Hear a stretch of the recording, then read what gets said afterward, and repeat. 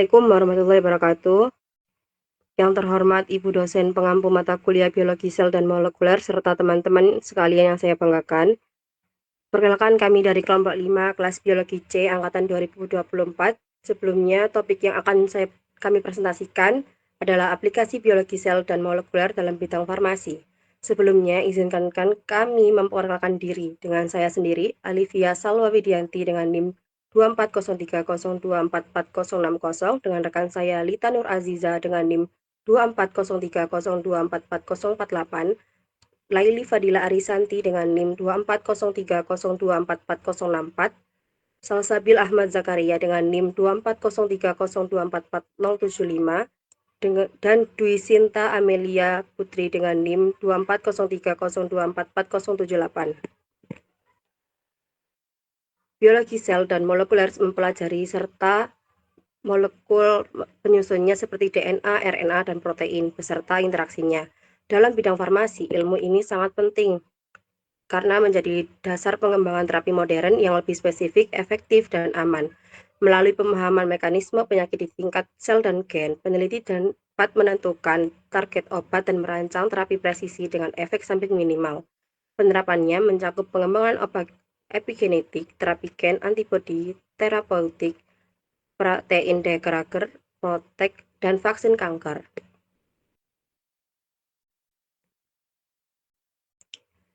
Untuk topik jurnal sendiri, dalam presentasi kali ini kami akan membahas satu contoh aplikasi nyata di bidang farmasi, yaitu pemanfaatan epigenetik kontroler OTX 2002 untuk menekan ekspresi gen MYC pada kanker yang dijelaskan dalam artikel JCMM Annual Review on Advances in Biotechnology for the Treatment of Hematologic Malignancies tahun 2025.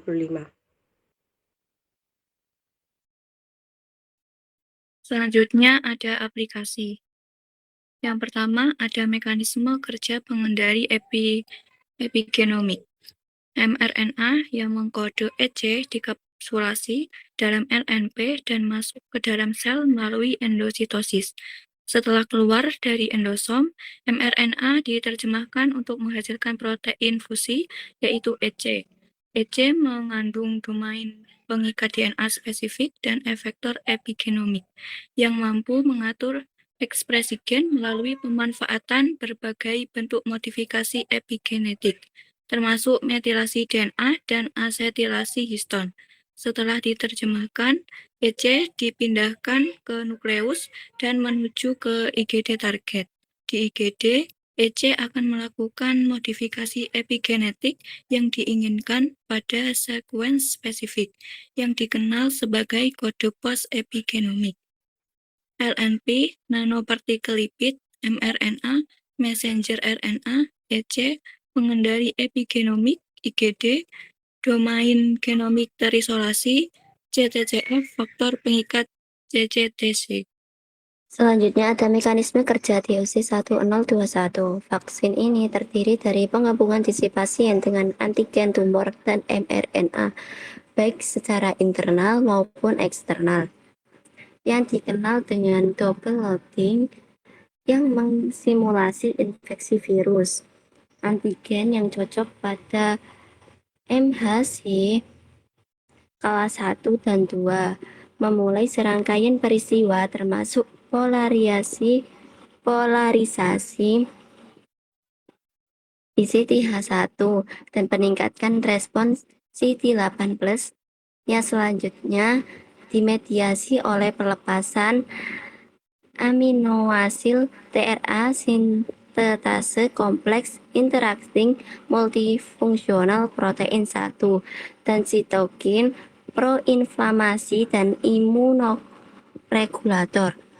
Pada akhirnya, memprogram ulang PC untuk mengadopsi fenotip seperti CTC1, mRNA, AIMP1, protein multifungsi penginteraksi aminoasil tRNA sintetase 1. MHC kelas 1, kompleks histokompatibilitas utama 1, MHC kelas 2, kompleks histokompatibilitas utama 2, IL-12, interleukin 12, IL-6, interleukin 6, DC, sel dendritik, CDC 1, DC tipe konvensional 1.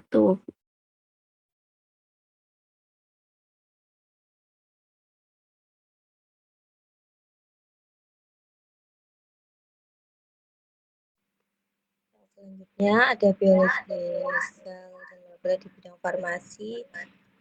Terapi ICT01 bekerja dengan menargetkan molekul BTN3A pada permukaan sel AML, sehingga memicu perubahan konformasi yang mengaktifkan Y9,2 T sel.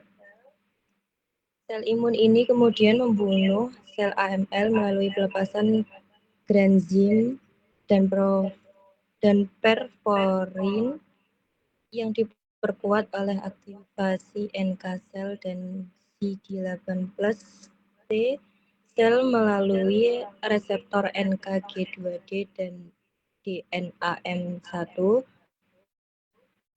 Venetoclax membantu proses ini dengan menghambat BCL2 sehingga sel AML menjadi lebih mudah mengalami apoptosis. Sementara itu, azacitidin meningkatkan pengenalan sel AML oleh sistem imun melalui hipometilasi dan peningkatan ekspresi ligan stres.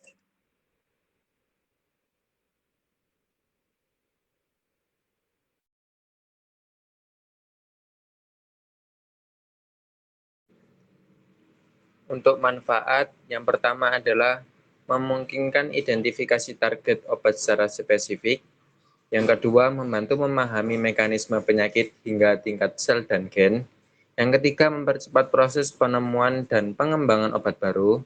Yang keempat, mendukung penentuan biomarker atau diagnosis dan pemantauan terapi. Yang kelima, membantu memprediksi respons pasien terhadap pengobatan, personalized medicine. Yang terakhir, menjadi dasar pembuatan terapi modern seperti obat epigenetik, terapi gen, antibodi, protak, dan vaksin kanker.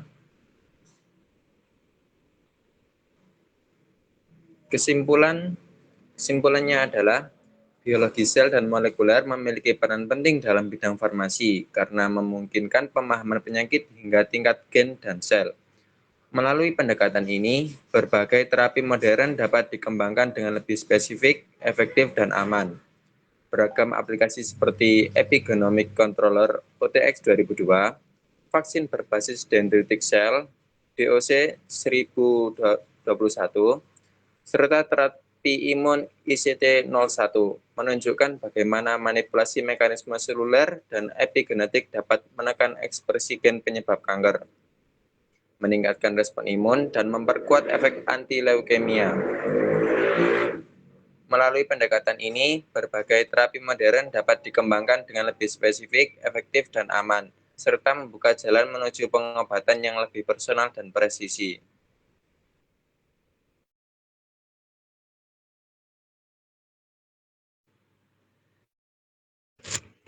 Sekian presentasi dari kelompok kami. Mohon maaf apabila ada kesalahan dalam berbicara ataupun dalam perbuatan. Wassalamualaikum warahmatullahi wabarakatuh.